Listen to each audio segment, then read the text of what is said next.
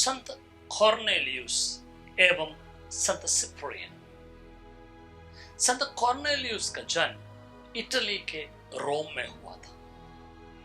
संत पापा फैबियन के मृत्यु के बाद पूरे 1 साल पूरे होने के समय कॉर्नेलियुस को संत पापा चुना गया।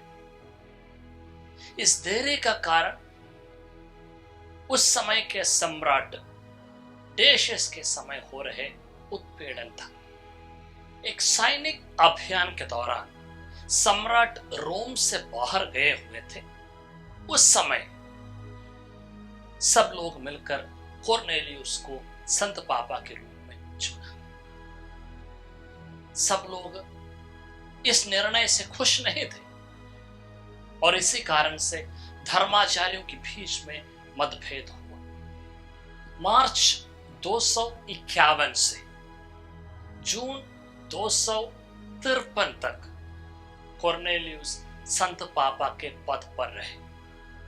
उनके शासनकाल में कलीसिया के सामने सबसे बड़ी समस्या यह थी कि गैर ईसाई कार्यक्रमों में भाग लेकर विश्वास से भटक गए ईसाइयों को कलीसिया में वापस लेना है या नहीं। इस चर्चा को विराम देते हुए संत पापा कॉर्नेलियुस ने एक निर्णय रखा।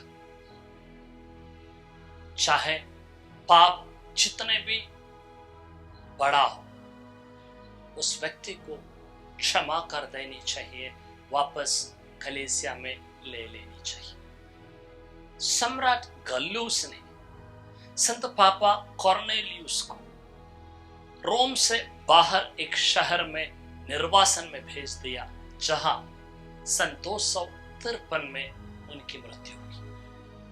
संत कॉर्नेलियुस पशुओं, घरेलू जानवरों एवं कान के दर्द से जूझने वालों के संरक्षक संत माने जाते हैं।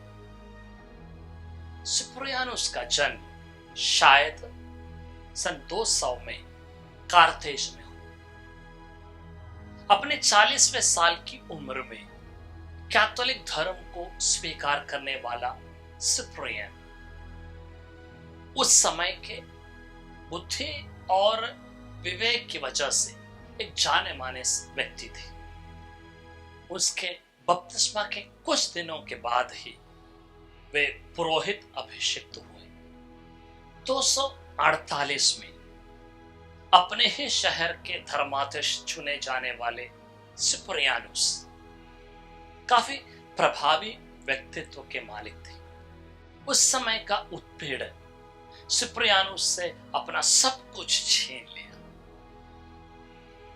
मगर वे एक गुप्त जगह पर रहकर अपनी कलीसिया की अगुवाई अपने चिट्ठियों द्वारा किया करते थे। सिप्रियानुस भी संत कॉर्नेलियुस की भांति विश्वास छोड़कर चले जाने वाले लोग जब पश्चाताप करके कलीसिया में लौट कर आते हैं, उन्हें सब कुछ क्षमा करके कलीसिया में वापस लेने के पक्ष में थे।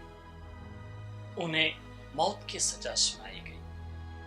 कहते हैं, जलते हुए बालू के ऊपर घुटने टेककर ये तब तक इंतजार करते रहे जब तक रोमियों के तलवार से उनके सिर काटकर अलग न किया गया। संत सिप्रियानुस का शहादत कलीसिया के लिए बहुत अहम है, क्योंकि ये कलीसिया और विश्वास को बढ़ाने में बहुत बड़ा योगदान दिया। इनके सर कटे जाने के बाद विश्वासी लोग बड़ी संख्या में सफेद कपड़े लेके आए। उनके धड़ से निकल रहे खून से उस कपड़े को उन लोगों ने रंग दिया और अपने साथ लेकर चल गए। संत अगस्तिन याद किया करते थे कि उनकी मां संत मोनिका संत सिप्रियानुस के मध्यस्थता से उनके लिए प्रार्थना किया करती थी। संत सिप्रियानुस अल्जीरिया एवं नॉर्थ अफ्रीका के सर्वश्रेष्ठ संत माने जाते हैं। कॉर्नेलियस एवं सिप्रियानुस दोनों एक ही समय अपने विश्वास के लिए अपने जीवन की कुर्बानी देने के लिए तैयार हो। आजकल के जमाने में जहां हमारे विश्वास की परीक्षा ली जा रही है, संत सिप्रियानुस एवं संत कॉर्नेलियस हमारे लिए एक मिसाल है।